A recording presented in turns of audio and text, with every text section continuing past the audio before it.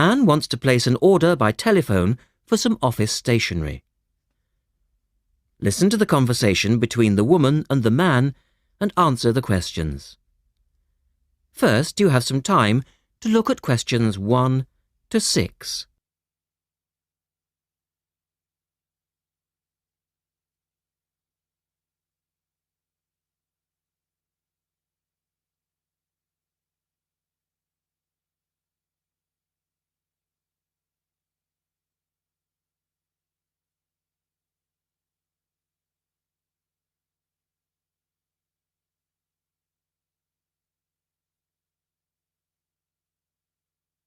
You should answer the questions as you listen because you will not hear the recording a second time.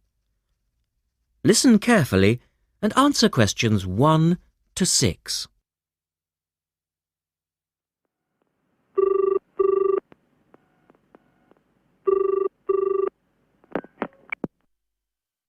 Thank you for calling Millennium Office Supplies. If you would like to place an order, please press 1. Your call has been placed in a queue. A customer service operator will be with you shortly.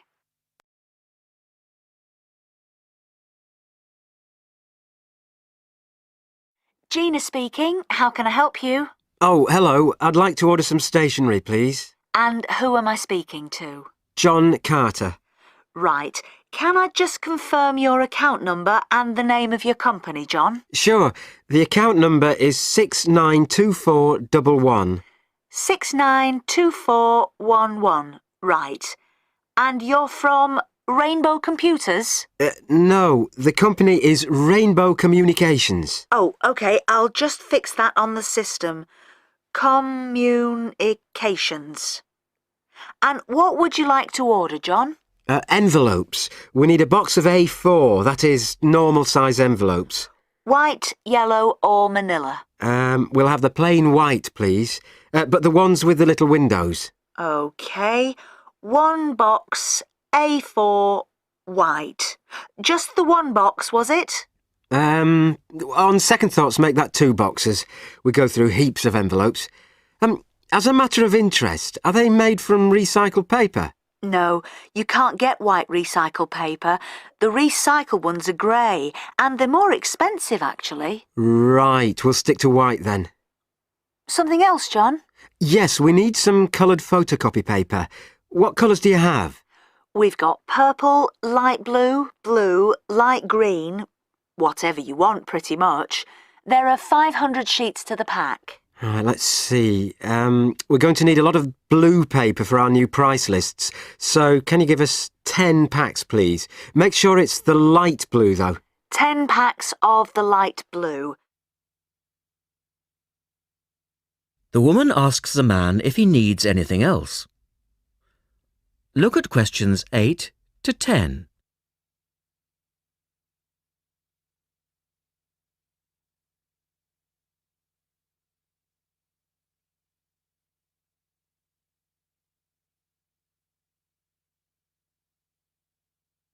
Now listen to their conversation and answer questions 8 to 10.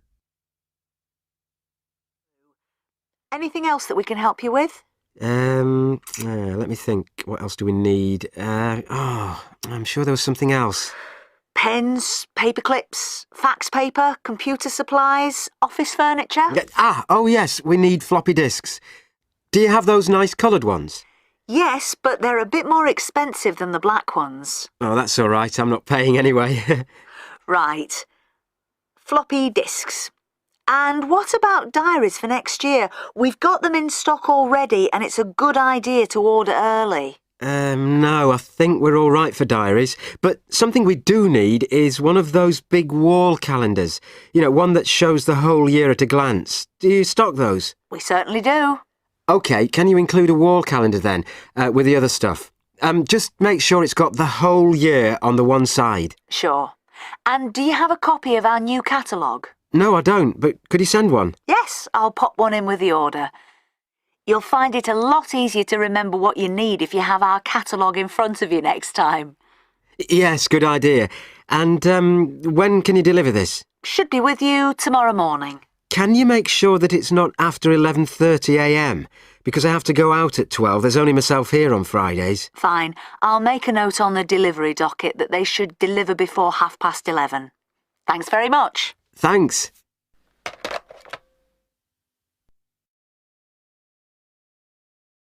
That is the end of part 1.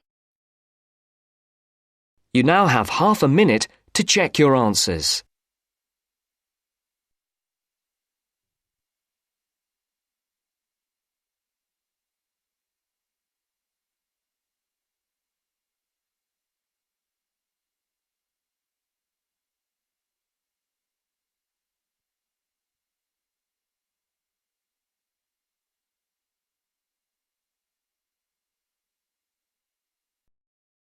Now turns to part 2. Part 2. You are going to hear some announcements made to a group of people who are planning a trip to Greece. First, you have some time to look at questions 11 to 15.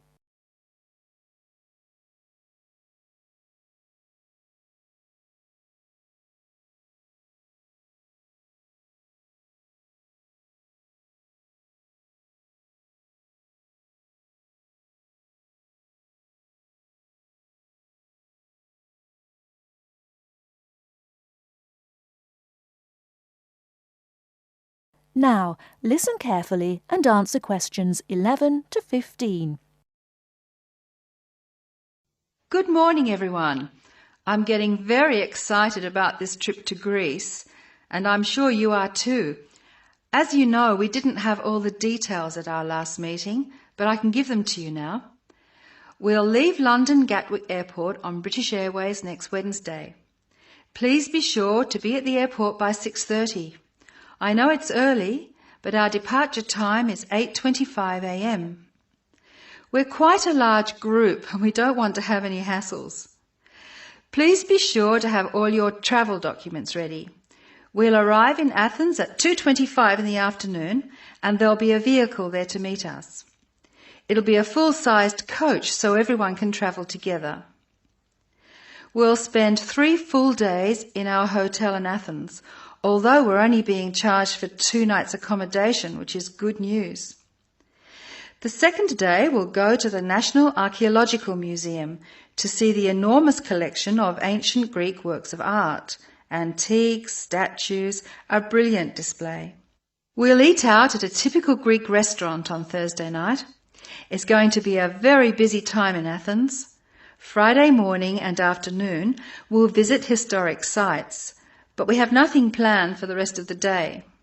On Saturday we're off to the islands, the Greek islands of ancient myth and modern romance. Now the big news. At first we thought we'd take the ferry, but we've been very lucky to secure a sailing boat, which is big enough for all of us. I'm really excited about this part of the trip because we'll see the islands to the best advantage and we'll be able to cruise around and sleep on board. We'll get off at different islands and for one part of the trip we'll have people playing Greek traditional music actually on board with us. Now I'll pass out a brochure with all the details. Before you hear the rest of the talk, you have some time to look at questions 16 to 20.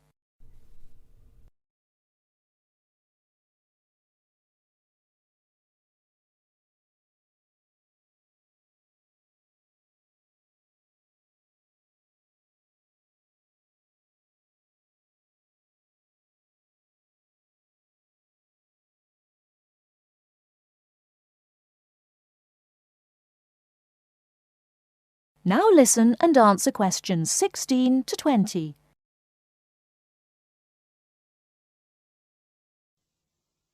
A lot of work has gone into organising this tour, and I'd like to thank in particular the travel agent who got us a really good deal, and the people at the British Museum who offered us such good advice.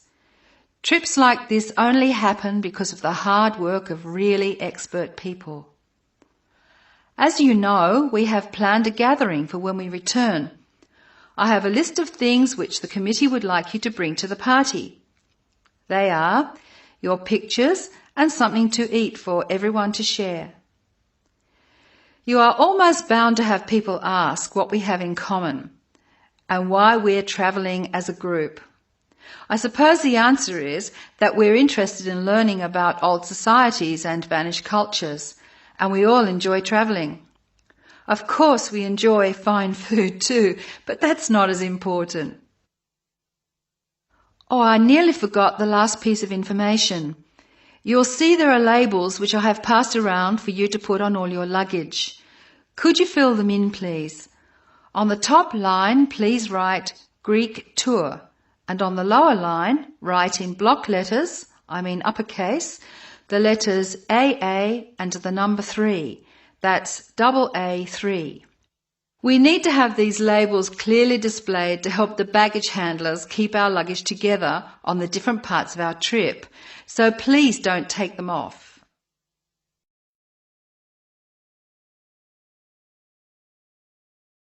That is the end of part 2. You now have half a minute to check your answers.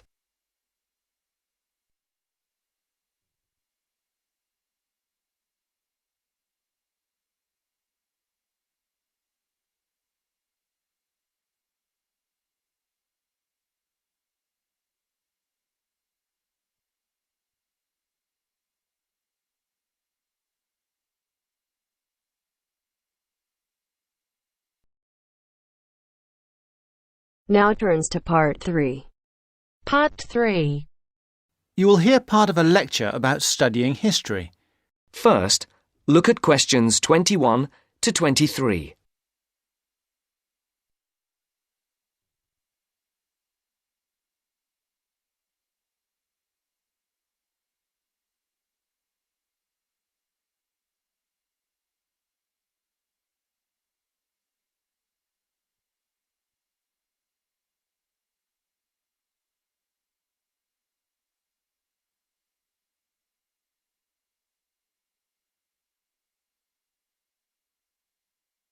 As you listen, answer the questions.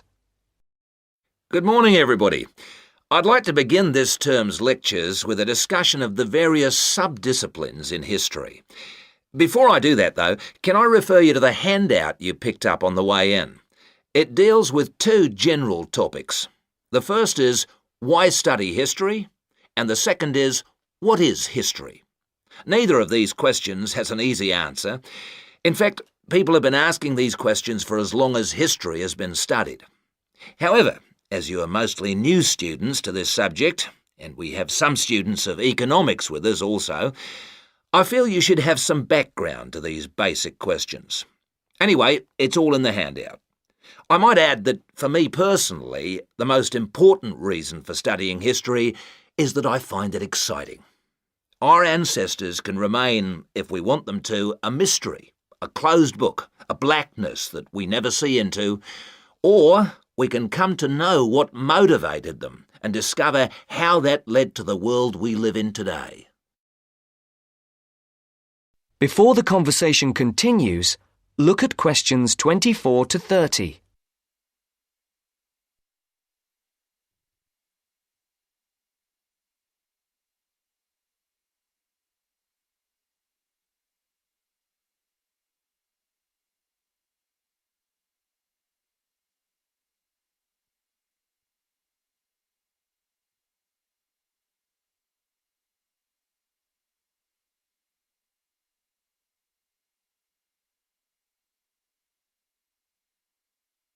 Now listen to the second part of the discussion.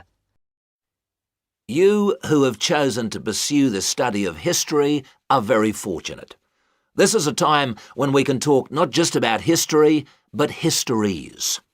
Traditionally, history was seen as one subject, and the subject matter was clear. It was about kings and queens and wars. Additionally, it was about states and empires, or groups of states. This is what we now call political history. The subtopics were the parts of the world, for example, the history of China or of France. History has moved on somewhat, and we can learn a lot about current views of history by looking at the proposed lecture topics in our leading universities. In fact, you'll see that even the simplest definition of history, that it is about what happened in the past, is up for grabs. Some of the more, how shall I put it, progressive areas of study are as much about what should happen in the future. One example of this is the field of postmodern history. Likewise, feminist history looks at the past to make sure the future will be different, and it uses the past to assist in its efforts to make the future as it wants it to be. Somewhere in the middle of these two extremes lie a range of areas of study which have developed over the modern period, replacing the traditional idea of political history. These are by now mostly well established. You can study social history or economic history. Social history asks about the ordinary people and their lives, not just their daily lives, but their contribution to changes in our society. Ordinary people have desires and wishes which they try to put into effect, and this has a massive effect on social development which was not fully understood in the traditional study of history. By the way, one area of traditional history which I forgot to mention, but which has had a resurgence of interest in recent years, is the area of military history. This was, of course, of great practical use in more violent times, and unfortunately has become of increasing use and interest, academically and practically, in our own times. By the way, there is a new series of lectures on military history in our department, as if to demonstrate the truth of what I've just said. Ethnic and multicultural history are further examples of kinds of history which, like social history, differ from the traditional forms. Ethnic history is a modern concern which concentrates on the value systems and beliefs of a people, usually a minority people, which were ignored in the rapid forward march of the rich and powerful nations and states. How various ethnic groups live together and how their traditions change and develop is the subject of its contemporary cousin, multicultural history. In sum, as I said, you are fortunate to have such a wide choice of things to study in the fields of history. Choose wisely. And finally, it only remains for me to wish you good luck in your studies. That is the end of part 3. You now have half a minute to check your answers.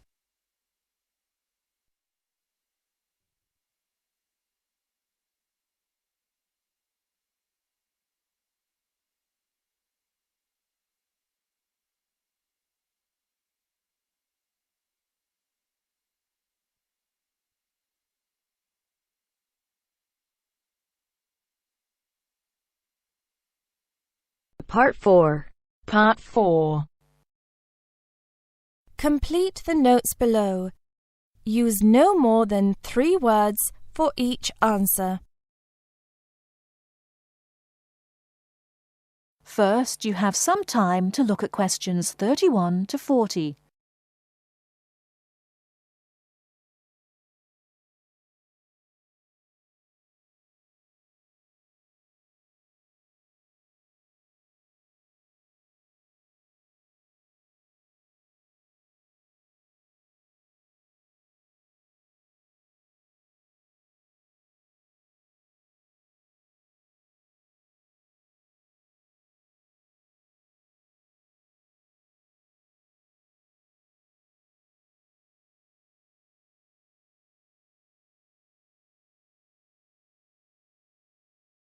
Now, listen carefully and answer questions 31 to 40.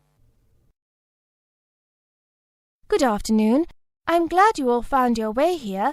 Now I'd like Dr. Wallace to introduce us to the Arboretum.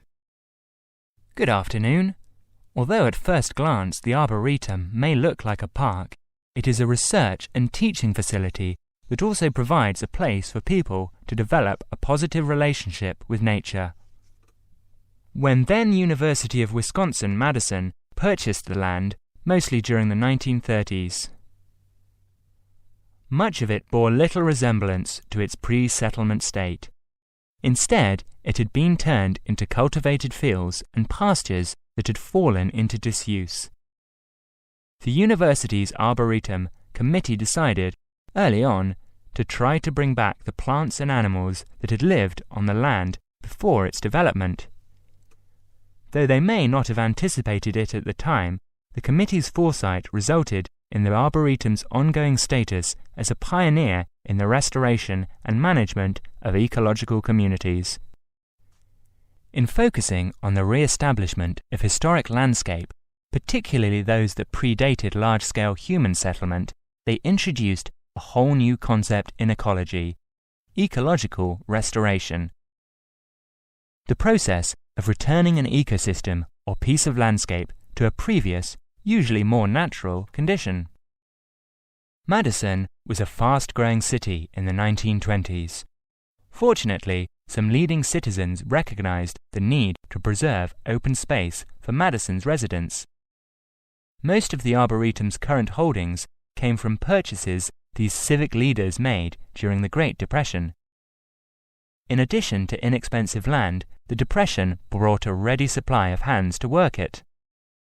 Between 1935 and 1941, crews from the Civilian Conservation Corps were stationed at the Arboretum and provided most of the labour needed to begin establishing ecological communities within the Arboretum.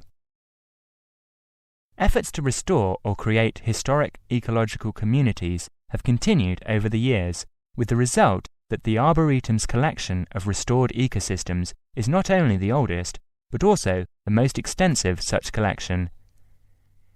In addition to these native plant and animal communities, the Arboretum, like most arboreta, has traditional collections of labelled plants arranged in garden-like displays. These horticultural collections, featuring trees and shrubs of the world, are the state's largest woody plant collections. That is the end of part 4. You now have half a minute to check your answers.